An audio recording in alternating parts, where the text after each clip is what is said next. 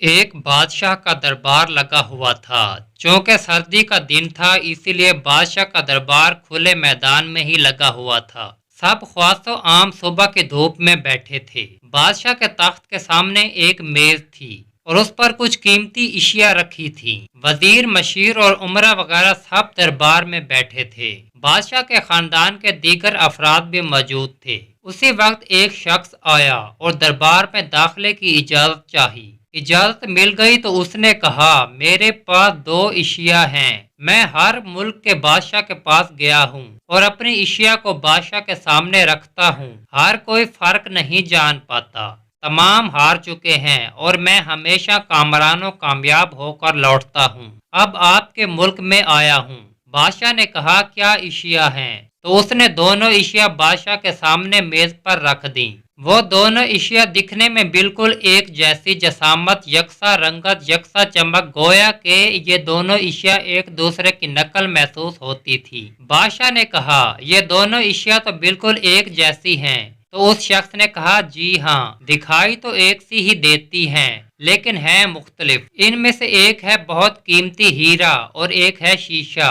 بظاہر یہ دونوں ایک سے ہیں، کوئی آج تک یہ نہیں پہچان سکا کہ کون سا ہیرا ہے اور کون سا شیشہ۔ کوئی جانچ کر بتائے کہ ان میں سے کون سا ہیرا ہے اور کون سا شیشہ۔ اگر کوئی صحیح پہچان گیا اور میں ہار گیا تو یہ قیمتی ہیرا آپ کا ہو جائے گا، لیکن شرط یہ ہے کہ اگر کوئی پہچان نہیں پایا تو اس ہیرے کی جو قیمت ہے اتنی قیمت آپ کو مجھے بطور انعام دینا ہوگی۔ اسی طرح میں کئی ممالک سے جیت کر آیا ہوں۔ بادشاہ نے کہا، میں تو نہیں پہچان سکتا۔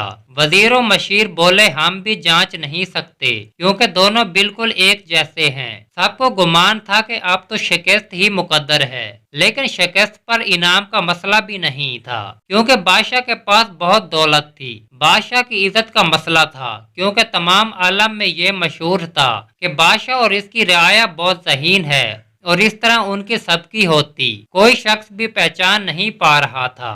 آخر کار تھوڑی سی ہلچل ہوئی۔ ایک نابینا شخص ہاتھ میں لاٹھی لے کر اٹھا۔ اس نے کہا، مجھے بادشاہ کے پاس لے چلو۔ میں نے تمام باتیں سنی ہیں اور یہ بھی سنا ہے کہ کوئی پہچان نہیں پا رہا۔ ایک موقع مجھے بھی دیں۔ ایک آدمی کے سہارے وہ بادشاہ کے پاس پہنچا۔ اس نے بادشاہ سے درخواست کی کہ ایسے تو میں پیدائشی نابینا ہوں، لیکن پھر بھی مجھے ایک موقع دیا جائے جس میں بھی ایک بار اپنی ذہانت کو جانچ سکوں اور ہو سکتا ہے کہ کامیاب بھی ہو جاؤں، اور اگر کامیاب نہ بھی ہوا تو ویسے بھی آپ تو ہارے ہوئے ہیں۔ بادشاہ کو محسوس ہوا کہ اسے موقع دینے میں کیا حرج ہے۔ بادشاہ نے کہا کہ ٹھیک ہے۔ اس نابینا شخص کو دونوں چیزیں چھونے کے لیے دی گئی اور پوچھا گیا، ان میں سے کون سا ہیرا ہے اور کون سا شیشہ؟ یہی آپ کو معلوم کرنا ہے۔ اس آدمی نے ایک لمحے میں کہہ دیا کہ یہ ہیرا ہے اور یہ شیشہ۔ جو آدمی اتنے جگہوں سے جیت کر آیا تھا وہ بہت حیران ہو گیا اور کہا، ٹھیک ہے، آپ نے صحیح پہچانا، آپ کو مبارک ہو۔ اپنے وعدے کے مطابق اب یہ ہیرا بادشاہ کا ہوا۔ تمام لوگ بہت حیران ہوئے کہ ایک نابینا شخص نے کیسے جان لیا کہ اصل ہیرا کون سا ہے، اور سب نے یہی سوال اس نابینا شخص سے کیا۔ اس نابینا شخص نے کہا کہ سیدھی سی بات ہے، دھوپ میں ہم سب بیٹھے ہیں، میں نے دونوں کو چھو کر محسوس کیا، جو ٹھنڈا رہا وہ ہیرا اور جو گرم ہو گیا وہ شیشہ۔ اسی طرح زندگی میں بھی جو شخص سخت اور مشکل حالات میں گرم ہو جائے اور حالات کا سامنا نہ کر سکے وہ شیشے کی مانند ہے، اور جو تمام حالات میں ٹھنڈا رہے وہ ہیرے کی مانند ہے۔ سامعین کرام، اگر واقعہ اچھا لگا ہو تو ویڈیو کو لائک کریں اور ایسی مزید ویڈیوز کے لیے ہمارے چینل کو سبسکرائب کریں۔